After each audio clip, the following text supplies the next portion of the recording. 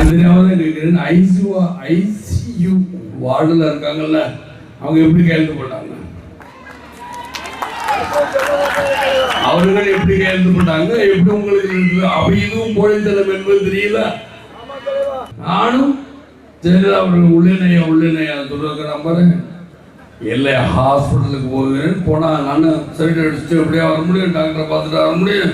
Doctor என்ன சொல்லுவாங்க, வந்து வெளியே வந்து மயக்க பிடிச்சிக்கிட்டு, இல்லைங்க நல்லாப்பா பொண்ணா சாப்பிட்றாங்க, சரிங்க சொல்லுங்க அப்படின்னு எழுதுறாங்க. அவங்க ஆதரவு பத்திரிக்கை எழுதுறாங்க, எல்லாம் பொண்ணா சாப்பிட்டா, அவங்களே சாப்பிட்டாங்க, சரிங்க எல்லாம் பொய்யா என்னென்ன சொல்றது நாம சொல்ல முடியும்?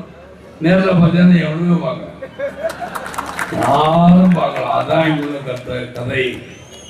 கதையில உண்மை. கதை நான் சொல்றது கதை, ஆனாங்க நடப்பது உண்மை. இப்படி நான் சென்று பார்க்குறேன். என் நேரில் என்னை விடத்துலுங்க, நான் நேரில் போகிறேன். ஏன் விஜயகாந்த் போகல? விஜயகாந்த் போக மாட்டேன். விஜயகாந்த் என்னைக்கும் சுட்டு போட்டாலும் போக மாட்டேன்.